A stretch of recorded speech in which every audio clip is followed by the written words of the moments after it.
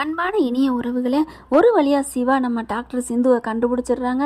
கண்டுபிடிச்சி துடிக்கிற துடிப்பு இருக்கே, சிந்து உன்னை விட்டுட்டு நான் போக மாட்டேன், நீ உனக்கு ஒன்றும் ஆகாது சிந்துண்டு. உண்மையிலே நல்ல மனுஷங்க. சிவா மாதிரி ஒரு நல்ல மனுஷன் கிடைக்கலாம் சிந்து தவம் இருக்கணும். ஆனால் பார்த்தீங்கன்னா தவம் இல்லை, விரதம் இருந்து என்னென்னமோ பண்ணி கல்யாணம் பண்ணிருச்சு தான். ஆனால் பார்த்தீங்கன்னா அடுத்து ஃபல்ஸு குறைஞ்சிக்கிட்டே போகுதுன்னு சொல்லிட்டு தண்ணி எடுத்து கொடுக்குறாரு. அப்படித்தான் ஓடி ஆடி துடிக்கிறாரு. தான் மூச்சை காற்ற கொடுக்குறாருன்னா பார்த்துக்கங்களேன். அப்படியே நெஞ்சில் கையை வச்சு அழுத்துன்னு அழுத்துறாங்க. டாக்டர் அப்படிங்கிறதுனால நல்லபடியாக வைத்தியம் பார்க்குறாங்க. கொஞ்சம் கொஞ்சமாக உயிர் வந்துடுது. அதுக்கப்புறம் மயக்கம் வருதுங்கிறாங்க. அப்புறம் பழங்களை எடுத்துகிட்டு வந்து கொடுக்குறாரு. நீங்களும் சாப்பிடு டாக்டரே அப்படின்னு சொல்லிட்டு சாப்பிட்றாங்க. 2 பேரும் கொஞ்சம் கொஞ்சமாக ஒரு மாதிரியாக ரிலாக்ஸ் ஆகுறாங்க. அதுக்கப்புறம் டாக்டரே எப்படி டாக்டரே இந்த இருட்டுக்குள்ளே நீ போகாமல் இங்கே இருந்தியா அப்படின்னு கேட்க, எப்படி சிந்து நான் உன்னை விட்டு போவேன், வந்தவங்க எல்லாரும் போயிட்டாங்க தெரியுமா அப்படிங்கிறாங்க. டாக்டரே என்ன மன்னிச்சிரு டாக்டரே அப்படிங்கிறாங்க. ஏன் சிந்து இப்படி விளாண்ட, எதுக்கு இப்படி குதிச்ச அப்படின்னு கேட்கல, டாக்டரே நான் குதிக்கல டாக்டரே. என்ன சிந்து சொல்கிற? ஆமாம் டாக்டரே, நானா குதிக்கலை, வேணும்னு குதிக்கலை. அப்புறம் எப்படி வேணான்னு குதிச்சியா? ஐயோ டாக்டரே அப்போல்லாம் இல்லை, யாரோ என்ன பின்னாடி இருந்து தள்ளி விட்டாங்க டாக்டரே. என்ன சிந்து சொல்கிற? ஆமாம் டாக்டரே, எனக்கு நல்லா தெரியும், என் முதுகில் கையை வச்சு அப்படியே தள்ளி விட்டாங்க. ஆனால் அது கண்டிப்பாக அது ஆண் கையே இல்லை, கரெக்டாக எனக்கு தெரியும். அது ஒரு கண்டிப்பாக சத்தியமாக அது பொம்பளை கை தான் அப்படிங்கிறாங்க. அப்படியே அதிர்ச்சி ஆகுறாங்க. யாராக இருக்கும் இங்கே, யார் உனக்கு எதிரி? டாக்டரே யார் எதிரின்னு தெரியாமல் கேட்குற? அவள் தான், ஸ்னேகா தான் டாக்டர் எதிரி, நமக்கு புரியலையா அப்படிங்கிற தூக்கி வாரி போடுது. ஆமாம், அவளும் வந்து வேகமாக வந்து முன்னாடியே வந்து பேசுனா, சிவா அப்படி இப்படின்னு நல்லவள மாதிரியும் பேசுனா. அப்புறம் ஏன் இப்படி பண்ணீங்கன்னு கேட்டா. வந்துட்டாளா பாத்தியா, அப்பா அவள் தான் அப்படிங்கிறாங்க. எப்படி நம்ம நிரூபிக்கிறது? அவதன்னு சொன்னால் ஏதோ ப்ரூஃப் கேட்பாங்களே அப்படிங்கிறாங்க. என்ன டாக்டர் பண்ணுறது, ஒன்றும் புரியலையே அப்படிங்கிறாங்க. எனக்கு நல்லா தெரியும், அவள் தான் சொன்னாலே, சிவாவை நான் நல்லா இருக்க விட மாட்டேன், உன்னையும் நான் நல்லா இருக்க விட மாட்டேன், உயிரோட கூட அனுப்பிட வேண்டி அப்படின்லாம் சொன்னா டாக்டர் அப்படிங்கிறாங்க. சரி இரு, நீ இது இப்போ எதையும் நினைக்காத பற்றி, நம்ம போய் மேலே போய் வச்சுக்குவோம் அப்படின்னு சொல்லிட்டு அப்படியே பார்த்தா அப்படியே மயக்கமாக வருது. பழங்களும் தண்ணியும் எடுத்து கொடுக்குறாங்க. இப்போ என்ன பண்ணுறது, விடிய இங்கே தான் இருக்கணும் அப்படின்னு சொல்லிட்டு தன்னோட மொபைல் எடுத்து அடித்து லைட் மட்டும் வருது, வேறு எதுவும் கிடைக்கல. பார்த்தா பாவங்க எப்படியும் ஒரு இரவை கழிச்சிடறான்னு வைங்களேன். அதுக்கப்புறம் எங்கிட்டு போகிறதுன்னு தெரியல. அதே மாதிரி அங்கேருந்து என்ன ஃபாரஸ்ட்லாம் வந்தாங்க இல்லையா, அதே மாதிரி தாங்க ரவுண்டு கட்டி வராங்க. ஏன்னா 2 பேரும் வரல. அங்கே போலீஸ் ஸ்டேஷன்லேயும் என்னது அவன் புருஷனும் வரலையா, என்னங்க விட்டுட்டு வந்துட்டீங்க, வாங்க மறுபடியும் போவோம் அப்படின்னு சொல்லிட்டு அப்படியே எல்லாருமே ரோந்து வர்றாங்க. மறுபடியும் டாக்டர் சார், சிவா சார் அப்படின்னு கூப்பிட்டுட்டே வராங்க. இங்கே அங்கேயும் தேடுறாங்க. அங்கே பார்த்தீங்கன்னா ஸ்னேகாவுக்கு சந்தோஷம் தாங்கலை.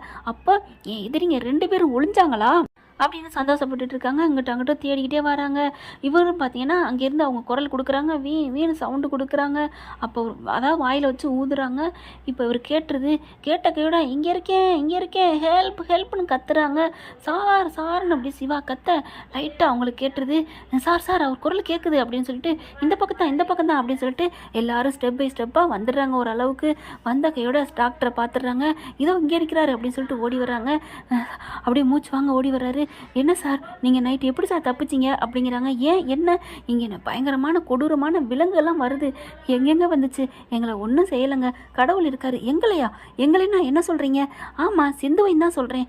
சிந்து பார்த்துட்டிங்களா, கிடச்சிட்டாங்களா அப்படின்னு அவங்களாம் வாங்குற மாதிரி ஆச்சரியப்பட்டு வாயை பொழந்துக்கிட்டு பார்க்குறாங்க. அதுக்கப்புறம் ஓடி வராங்க. சிந்து அங்கே இருக்கிற இடத்த காமிக்கிறாங்க. அப்படி பார்த்தா கொஞ்சம் மயக்க நிலையில் இருக்காங்க. என்னாச்சுன்னு எல்லாரும் ரவுண்ட் அப் பண்ணுறாங்க. சார் அவங்கள கொஞ்சம் ஃப்ரீயாக விடுங்க சார் அப்படிங்கிறாரு சிவா. அதுக்கப்புறம் அப்படியே வீடியோ எடுத்துக்கிறாங்க. என்னம்மா நடந்துச்சு சொல்லுமா அப்படிங்கிறாங்க. வேறு எதுவும் தள்ளி விட்டாரா, எல்லாம் அதான் சொல்லிக்கிறாங்க.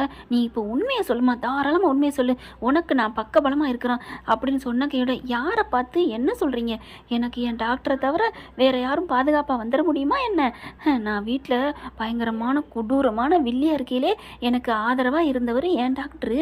இப்போ நான் ரொம்ப நல்லவளாக மாறி அவருக்காக அன்பாக நான் வாழ்கிறேன். அப்படி இருக்கல என்னை விடுவாரா என்ன டாக்டரே, என்னை விடுவியா அப்படின்னு கேட்க, ஐயோ சிந்து நீ உயிரோட வந்தாலே போதும் சிந்து அப்படிங்கிறாங்க. போதுமா சார், ஏன் டாக்டர் அவராக என்ன தள்ளுவார், நாங்களாம் விளையாண்டுட்டு இருந்தோம் சும்மா விழுகிற மாதிரி, ஆனால் யாரோ என்னை பிடிச்சி தள்ளிட்டாங்க அப்படிங்கிறாங்க சிந்து. சிந்து அப்படி சொன்னோன்னே எல்லாரும் அப்படியே அதிர்ச்சி அடைகிறாங்க. என்னம்மா சொல்கிறீங்க? அப்போ உங்கள் புருஷன் தள்ளலையா சார்? எனக்கு கோவம் வந்துடும். சும்மா சும்மா என் புருஷனை தள்ளினீங்களா தள்ளியான்னு கேட்டா, அவர் எப்படி சார் தள்ளுவார்? அவர்கிட்ட இருக்கிறதா என்னோட பாதுகாப்பே. அவர் என் சாமி. அவரை பற்றி யாராவது ஏதாவது சொன்னீங்க, உங்கள் எல்லாரையும் சும்மா விட மாட்டேன். அவ்வளோ முடியாமல் இருக்கையிலோட தனக்காக பேசுகிறாள்னு சொல்லிட்டு ரொம்ப சந்தோஷப்படுறாரு. அதுக்கப்புறம் சார் பரவாயில்ல சார், டெஸ்ட் பண்ணி பார்த்தோம், கொஞ்சமாவது நாக்கு பெறலுதா, நீங்கள் எதுவும் பயமுறுத்தி வச்சுருக்கீங்களா, அது வந்து அப்படின்னு அவங்க இழுத்துருந்தாங்கன்னா நீங்கள் சொல்லி கொடுத்துருக்கீங்க, மிரட்டிருக்கீங்க, நான் நம்பியிருப்போம். ஆனால் சொர்ருன்னு கோவம் பொசுன்னு பொத்துக்கிட்டு வருதே. அப்படி இருந்தால் அப்போ அவங்க மேலே தான் அவங்க உயிராக இருக்காங்கன்னு எங்களுக்கு நல்லா புரிஞ்சு போச்சு சார். சாரி சார், மன்னிச்சுக்கோங்க டாக்டரே அப்படிங்கிறாங்க. பரவாயில்ல இருக்கட்டும், எனக்கு என் சிந்து வந்துட்டா அதுவே போதும் அப்படிங்கிறாங்க. அப்போ யார் தள்ளி விட்டாங்க அதை நிரூபிக்கணுமே, அதையெல்லாம் பார்த்துக்கலாம், பேசிக்குவோம், கிளம்புங்க அப்படின்னு சொல்லிட்டு இவங்களை கையில் தாங்களாக தூக்குறாங்க. இவங்களை எப்படி தூக்கிட்டு போகிறது ஒன்றும் புரியலையே. சும்மா மெல்ல மெல்ல தூக்கிட்டு போவோம் அப்படின்னு ஆளாளுக்கு கையை பிடிச்சி தூக்கிட்டு போகிறாங்க. மேலே போனதுக்கப்புறம் ஆஸ்பத்திரிக்கு போகிறாங்க. கொஞ்சம் கொஞ்சமாக ட்ரீட்மெண்ட் பண்ணுறாங்க.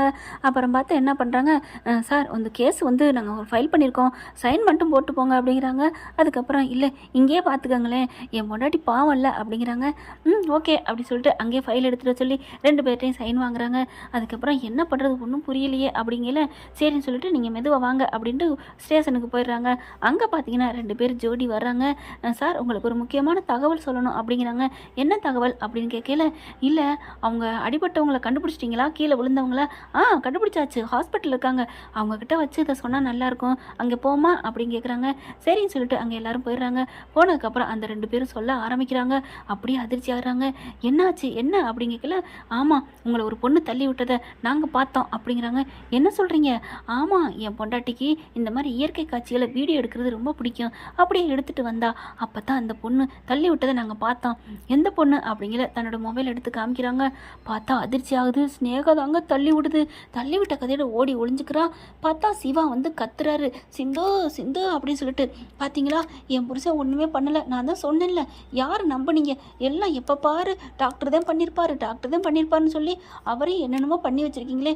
பாவம் டாக்டரே, என்னால் உனக்கு எவ்வளோ பெரிய துன்பம் கஷ்டம் அப்படிங்கிறாங்க.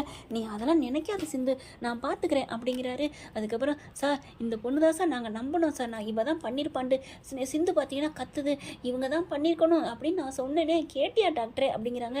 சரிம்மா விடு விடு அப்படிங்கிறாங்க. கண்டிப்பாக நாங்கள் உங்களை கைது பண்ணுறோம் போதுமா அப்படிங்கிறாங்க. ஓகே டாக்டரே, ஓகே சார் அப்படிங்கிறாங்க. அதுக்கப்புறம் பார்த்தா கரெக்டாக அவங்க தங்கியிருக்க கேம்ப் போட்டிருக்காங்களே, அங்கே போயிடுறாங்க போலீஸு.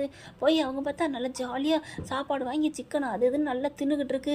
அவங்கள பார்த்தோன்னே போலீஸை பார்த்தோன்னே, வாங்க சார் என்ன விஷயம் அப்படின்னு கேட்க, இங்கே குற்றவாளியை கைது பண்ண வந்திருக்கோம். யார்? அந்த சிவா தானே அப்படின்னு கேட்குறாங்க. எந்திரடி நாய் அப்படிங்கிற மாதிரி நடைய கட்டுடி, நீ தாண்டி அப்படிங்கிறாங்க. என்னது நானா? இங்கே பாருங்க நான் எவ்வளோ பெரிய ஆள் தெரியுமா அப்படி இப்படிங்க. நீ எவ்வளோ பெரிய ஆளாக தானடி, என்ன உயரமாக 10 அடி உயரம் வளர்ந்துருக்கியா, வாடி அப்படின்னு சொல்லிட்டு போலீஸ்காரமாக கூட்டிகிட்டு போகிறாங்க. ஐயோ நான் ஒன்றும் பண்ணலை அப்படின்னு அலறி அடிச்சுட்டே இருக்கு. வாடி எல்லாம் ஆதாரத்தோட சிக்கியிருக்க அப்படின்னு சொல்லிட்டு கூப்பிட்டு போகிறாங்க. சிவா சிந்து என்ன அப்படி மாட்டி விட்டீங்களே, உங்களை நான் சும்மா விட மாட்டேன்டி அப்படிங்கிற மாதிரி போகிறாங்க. என்ன ஃப்ரெண்ட் இப்படி போனால் நல்லா தான் இருக்கும், பார்க்கலாம் என்ன நடக்க போகுதுன்னு. இந்த பதிவு உங்களுக்கு பிடிச்சிருந்துச்சுன்னா உங்கள் பொண்ணான கையில் ஒரு லைக்கை போட்டு சப்ஸ்கிரைப் பண்ணி நம்ம சேனலுக்கு தொடர்ந்து ஆதரவு கொடுங்க. இது நம்மளோட கற்பனை கதை தான் ஃப்ரெண்ட்ஸ், வேறு எதுவும் தப்பாக நினைக்காதீங்க. இப்படியும் போகலாம், வேறு மாதிரியும் கதை போகலாம், வேறு மாதிரி எப்படி போகிறதுங்கிறத நாளைக்கு ஒரு கற்பனை கதையோடு நான் உங்களை சந்திக்கிறேன். Thank you friends.